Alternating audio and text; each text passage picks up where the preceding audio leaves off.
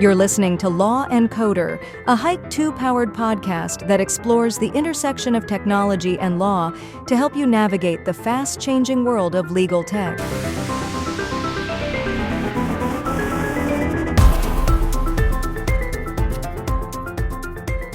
Welcome to the Law and Coder podcast, our very first episode. I'm Christina Natale, the Director of Industry Solutions at Hike 2. I spent most of my career as a practicing trial lawyer in complex litigation and building out complex solutions on the cloud using AI and hyperautomation to make high volume case management and law firm operations work better, work smoother, work harder so that I didn't or my team didn't have to. I'm here with my friend and colleague, Llewellyn. Hey, Morgan. Hey, Christina. How you doing? I'm doing well. I guess I can introduce myself. That would be awesome. And this will give a bit of a flavor of how this dynamic works between Christina and I. So Christina and I, as she mentioned, we're colleagues. My name is Llewellyn. I lead the AI practice here at Hike 2. If she's the law side, I guess that makes me the coder side, which is, I guess, a cool name in today's world. So I've got about 20 years of experience in the data science, AI, and software engineering space. And what's really exciting, I think, in today's world is the ability for law and technology to come together. And that's what makes this podcast, I think, going to be so much fun to do with you, Christina, is kind of bringing my technology background with your legal background and, kind of just chatting about trends and what we see today. It's funny, I always forget because I just don't think about it. And I realize I said most of my career, which is almost 10 years now. I've been out of law school almost 10 years. And you said 20. And I was like, well, it's nowhere near that, but it's been a while. So it's cool to see how things have changed, even in my 10, but I'm sure in yours, things have changed a lot. Well, I think that's actually a really great point is, things have changed. We've got a lot of new technology. But the way that you implement new technology, the way you think about innovation, actually there's best practices, and that really hasn't changed. And so that's a real opportunity, I think, in the legal space is, how do we use a lot of these new tools and technologies, but really kind of apply the basic best practices that we've seen. So, as much as everything's changed, a lot remains the same. The more things stay the same. Yeah. I feel like that makes me think of two things. Number one, how we became friends and how we really started talking about this stuff. And then two, why we're here doing this podcast is that, we just really clicked from the beginning on there's so much happening in this space, but to your point, best practice and the way that we should be doing things hasn't really changed too much. And just thinking through how difficult it can be sometimes, on the law side, I found I had a lot of difficulty building things and implementing things because, it's getting lawyers, getting case managers, getting, law firm operations folks really on board really and trained and understand the new technology, or even just to understand it as a first step to say, yes, go ahead and do that, right? And then I feel like for you on the other side, it's almost like you saw and tell me if I'm wrong, but almost like you saw those improvements and you understood kind of the opportunity, the space of the highly regulated, starting in that HR world you were in, and then moving that into the legal context where people are slower to adopt. And I feel like we really have both sides of that, like the tech plus law and the law plus tech really allows us to understand each other, be able to translate kind of between those worlds. Yeah, I think that's right. If we think about kind of why are we doing this podcast? Right? Why, what's the mission or, what's kind of our goal of having this podcast? And it's really to help kind of bridge that gap between law and technology. And much like our friendship and kind of our, collaboration at work, it's really around, you've got a lot of great legal insight.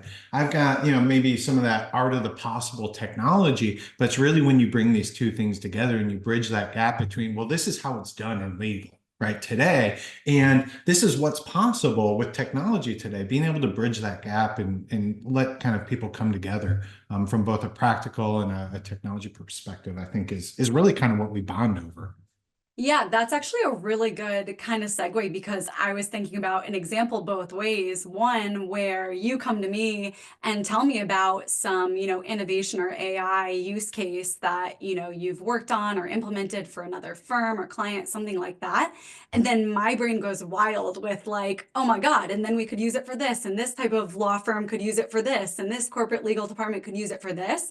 And then vice versa, I might come to you with some cool, really tailored use case that I've done for a law firm or something like that. And then you come back and you'll say like, oh, well, we can do this, and here's a different. So I think it goes in both directions, and I really love it. It's spurred, I think, a lot more proactive. It makes it easier to go to our clients and say, we have something that can help you, instead of waiting for them to try to come to us with ideas that they may not even be thinking about. All right, so we've got one listener for this first Yeah. podcast. Let's pretend, right? Let's pretend that one of our moms is actually paying Yeah. attention to this one. What is, Yours, definitely yours. yeah, probably mine, if I'm being honest. I think that's on brand for her.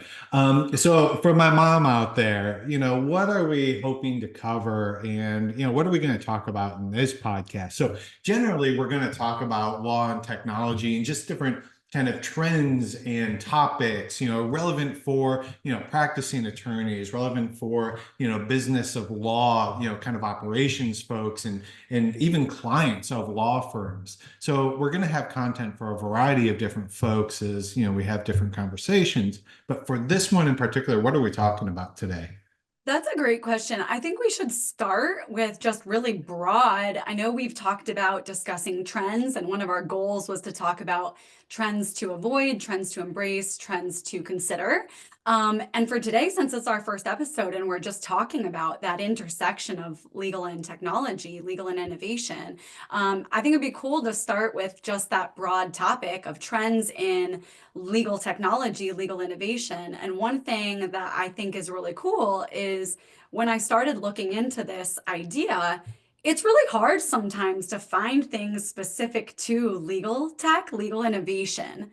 And so I started looking a bit broader at just innovation and thinking about how we might apply those trends to legal, because that's really probably a huge barrier, right? The reason that we're not looking at necessarily always trends in legal tech is because we're not looking at trends in tech and applying them to legal. We're just looking for specific legal tech trends. Do you think that's fair? Or? I think that makes a lot of sense. I think you I think you hit a nail on the head, right? When you're talking about, and this isn't specific to just legal. I think we see this a lot in industries where we get so siloed in our own industry and we have our own, specific problem, right? And we just want to solve that problem. And we don't take a step back and take that bigger view of, well, what are the trends? What are the opportunities beyond this, small little problem? I think that is something that we see.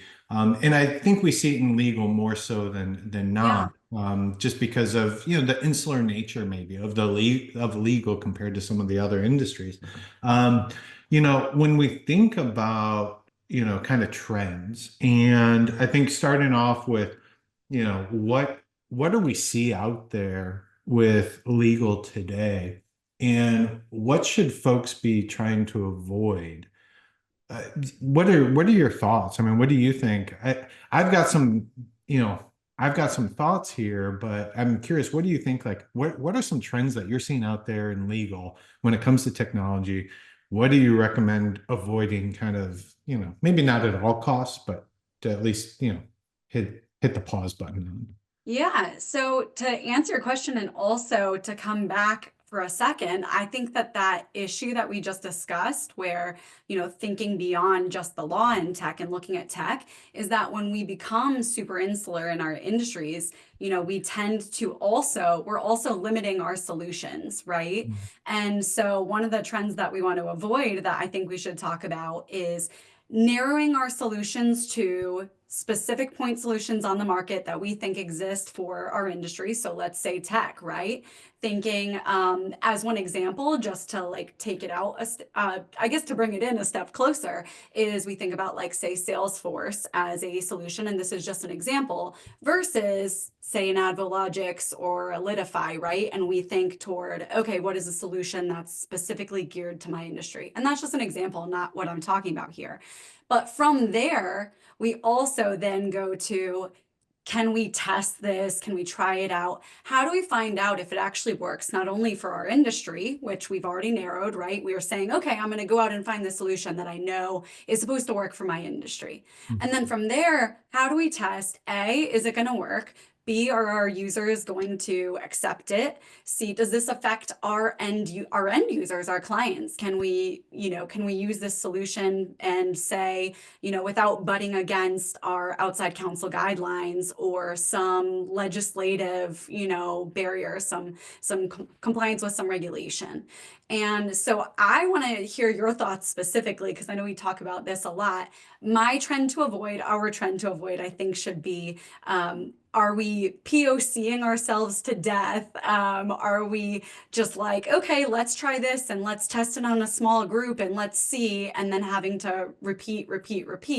Where do you fall on this one? Yeah, so I think, the trend to avoid, if we look at what's happened over the past kind of 12, 24 months, we see, a lot of new and exciting tools, point solutions really, that have come out there. And because of the technology and really the massive advancement you can think of in terms of the capabilities, what we've seen is a lot of these POCs, right? Hey, try this, here's some free licenses, we're just going to blow your mind. And you said a word, kind of earlier in there, I think users, or you made a comment about users. And I think that's what we've often lost focus on when we're doing these POCs is, users and adoption.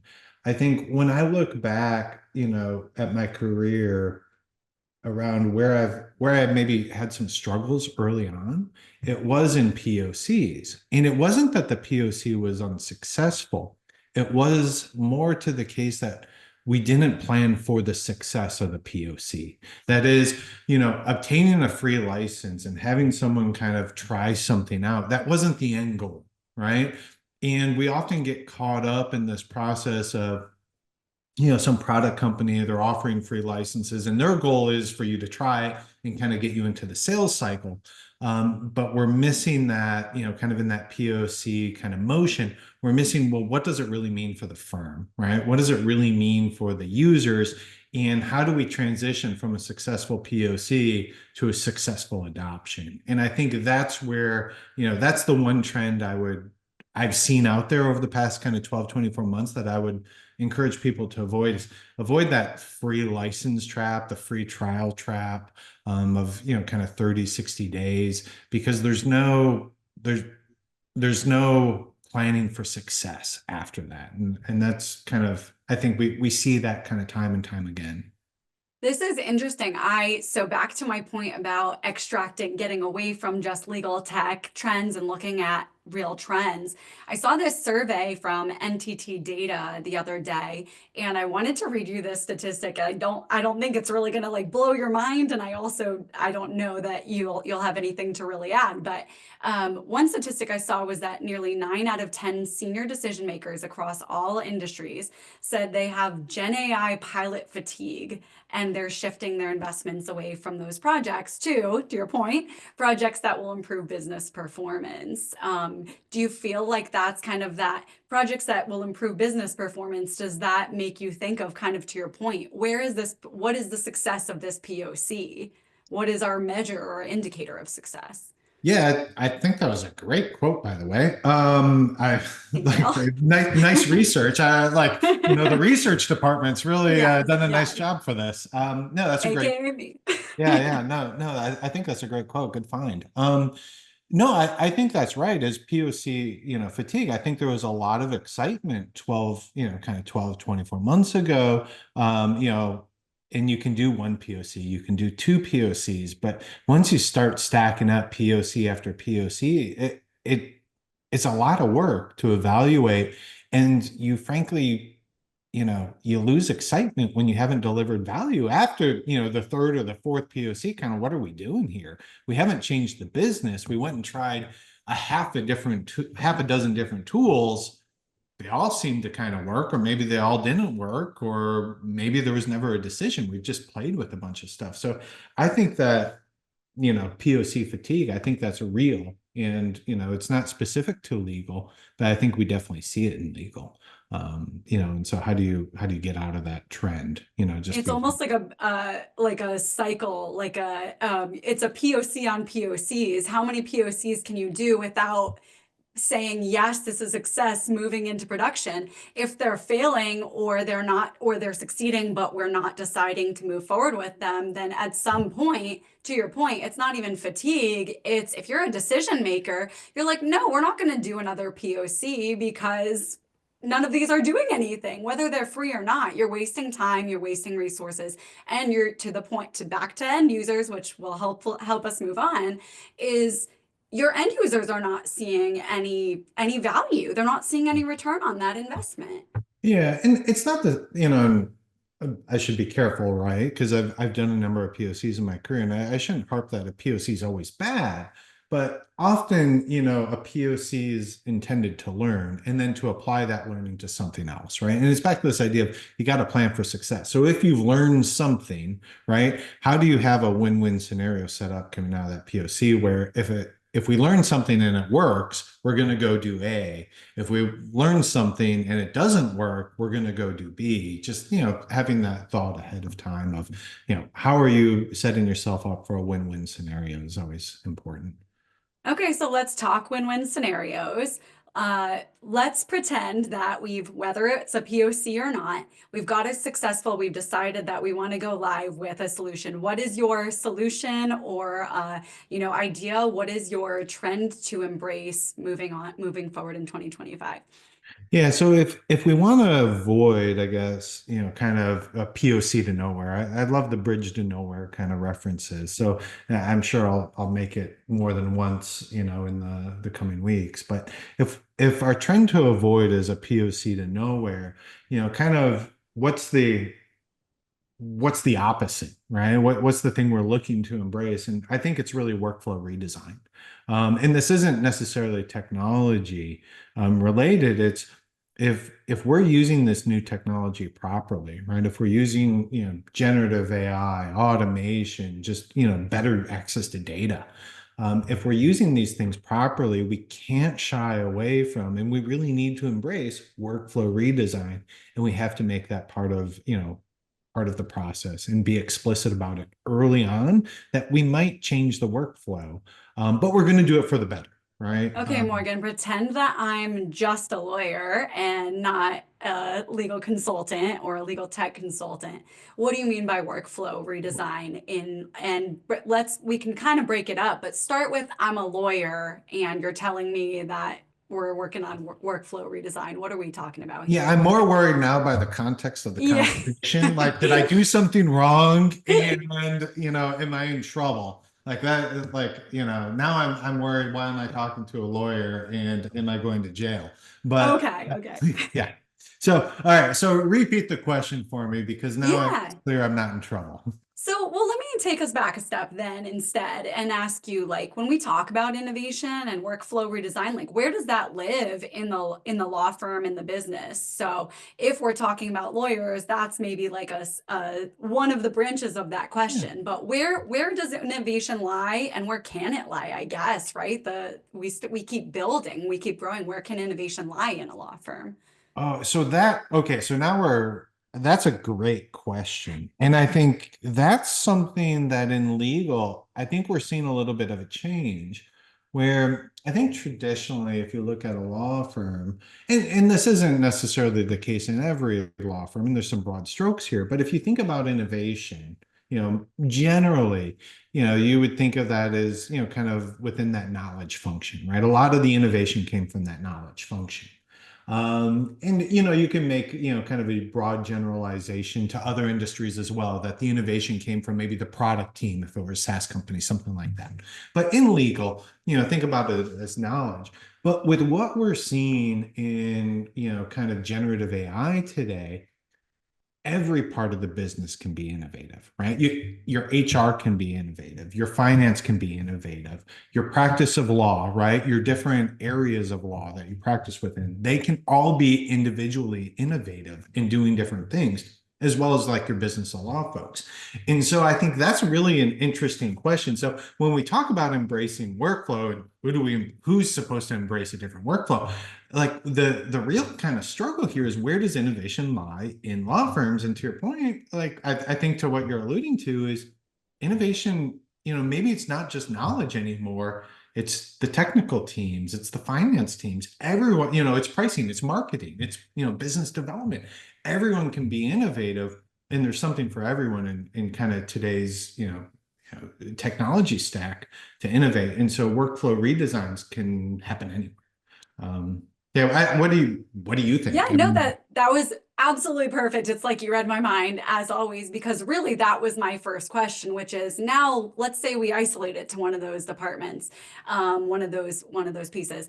Interestingly, I also read today, you said HR, again, your brain is just like inside of mine right now. I read a statistic that in 2023, because 2024 had not kind of wrapped it, we don't have that data yet, but that HR department automation rose by 235% in the year over the whole year 2023. So let's talk HR maybe, right? What does workflow design mean to when we're talking about innovation within the HR department versus, say, our traditional tech department innovation, or traditional areas of innovation within a law firm? What does workflow redesign mean for those people?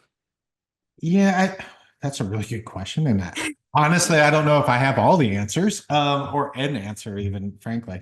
But no, I think that, so when I think about innovation today, I think there's two things. First of all, you have to have a frame, call it a framework, right? Call it a framework, a process.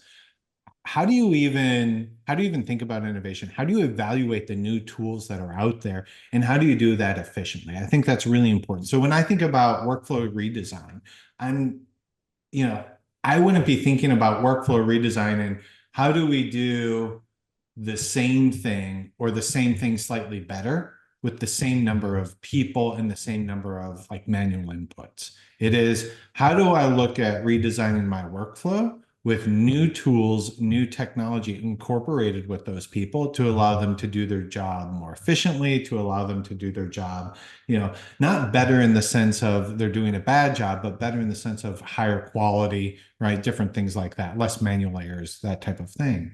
And so I guess that's what I think about when I think about workflow redesign in the context of HR or anyone else. It's, how do you start blending in some of these new tools that are right for today with, a redesign in your workflow to bring in more automation.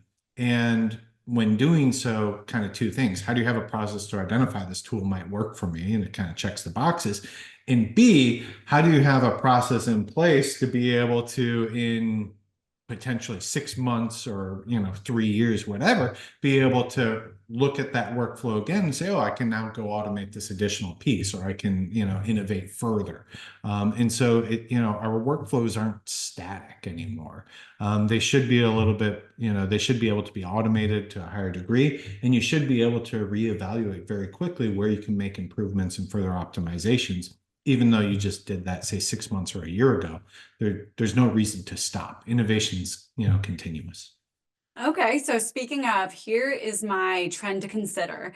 How about focus on automation, agentic AI? Let's see where we go with this. So you were saying workflow redesign, optimization doesn't have to, right? That continuous process. I'm seeing a lot, and I'm going to read you this statistic I found yesterday. We have an amazing research department. I'm telling you, well, this is really it's funny not because me. it had nothing to do with the podcast. I was actually rolling over my IRA into my Roth, and I was like, okay, what do I do with this? And so it started with me researching stock trends, and this is this comes from let's see, from Law 360. And what I saw was that, and this had nothing to do with the law, which is really cool, but the global AI agents market size was valued at $3.86 billion in 2023 and is expected to grow at a rate of 45.1% from now until 2030. And that is driven by increased demand for automation. So let's talk first about agentic AI, and then let's talk about, so again, going back to like looking at that trend, it's not specific to the legal market, but like that's the reality of life and business. So like, let's talk about it in the context of the law. So when you read those, I think that 45% number is interesting, but I think I think the numbers they're talking about, the dollars, I could see it being a lot bigger. Right? A lot bigger than that. When I think about agentic, I think there's been a huge focus, and this is Morgan speaking here, right? And this could be controversial. So, like. Oh yeah, let me do like my legal disclaimer. Yeah. We didn't do a safe harbor. To buy any stocks No, I think, when we think about agentic, I think early on, there was this phrase that was really popular in the AI space, particularly when LLMs came out. And it was this human in the loop phrase, right? Or human, kind of human-centered design. And I think there's definitely a place for that when we're talking about workflow redesigns that are heavily manual. That said, I think there's a growing need in something, back to what should we consider? I think we should be considering agent-centric design as much as human-centered design, because ultimately we want our agents to be at the center of some of these workflows, being able to pass that information off to other agents, et cetera. And the human's not necessarily at the center anymore. They're kind of sitting up above. Right. And they're monitoring and they're observing, but they're not necessarily, the center. They're not necessary to push the next button or to move the next thing forward. That's being done by agents. So if there's something I would love to consider, it's really agent-centered design. And how do you make the agent, kind of that central focus point? What success metrics would you expect to see or be able to measure at least from moving toward agent-centered design? Yeah, I think a couple of things, right? So level of automation, right, could be one. The number of agents that are involved in a process, and not necessarily an agent, which you can think of as an automation, not just an agent doing a single task. It's how many times does an agent pass off to another agent, right? In the string or the length of agents that you have. So what is how many agents do you have in your max workflow kind of strung together? That I think is a measure of success. Of course you could talk about dollars saved and all these other things, but I think there's, if you think about agent-centered design and you think about greater and greater automation, how you have agents being able to spin each other up, how they string together is going to become, increasingly important. Okay, and since I'm apparently our in-house statistics/research department, while I was looking into that, I was trying to see how that. Are you setting me up? Like, am I a robot? Am I actually what trap am I walking into? Because now if you've got stats to back this up, I'm worried. Yes, Morgan is no longer speaking to the JD of this equation. He's now speaking to an AI bot. Yeah. But no, this is really cool. I was actually curious because, like I said, it was really hard to find any statistics or trends relevant to legal. And then I came across this article that was just published like a month ago. And it's on Law 360. I didn't know this. In May, Wilson Sonsini introduced an agentic AI commercial contracting offering for cloud services companies in its platform. And they found it can mark up basically cloud service agreements and non-disclosure agreements through a proprietary playbook they've developed.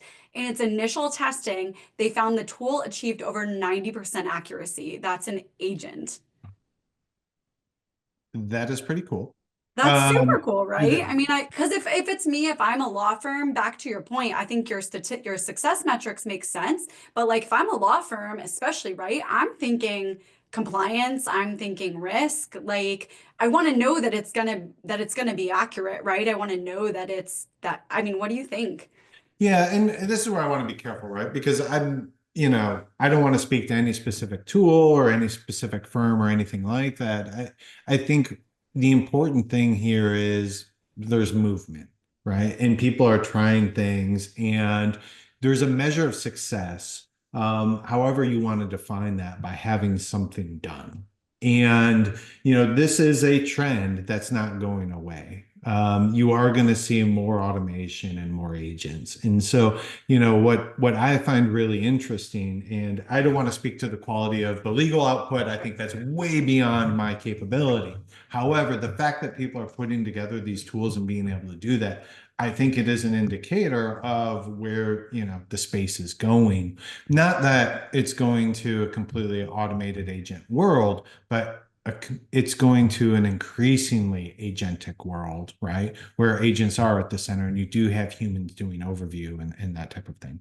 Sure. And to kind of wrap it all up, bring it back together. I mean, I think when we started talking about trends to avoid and the POC to nowhere, I think again about user end goals, user motivations. And to me, right, a huge one of them is A, what is our return on investment? B, again, I know you talk about sometimes, Morgan, and we've not said it yet today, but one of my favorite things you talk about in legal, right, is like, are we bleeding edge? Are we cutting edge? Like, nobody wants to be first, and for good reason, especially when we're talking about client data, documents that are high stakes. And so to me, that statistic from Law 360 is it's less, oh, we're talking about the true success rate of this project.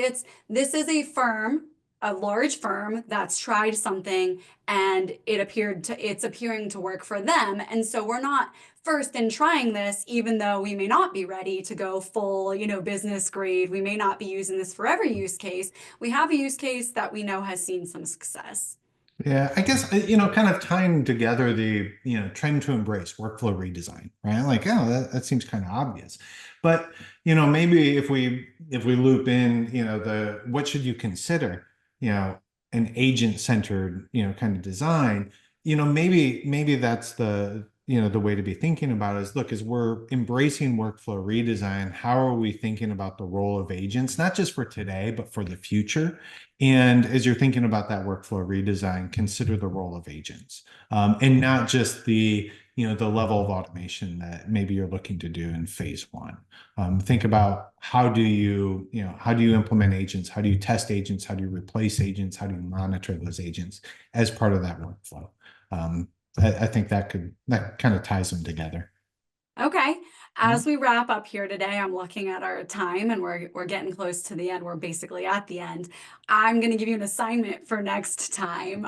Is it research? I'm tired of being it sounds like research. Yeah, that's what I was going to say. I'm tired of being our one-woman research team, statistics team. So for everybody out there, Morgan's mom, our topic for next time is going to be legal innovation and adoption, risk versus reward. So what are some of the risks versus reward of any sort of topic we can think of in legal innovation right now? And how do we kind of balance those decisions based on real life use cases? So get out there, look up some examples of, successes versus failures, and be ready to shoot some stats at me next time. Because you're the PhD, you're the data guy. Come on, Morgan.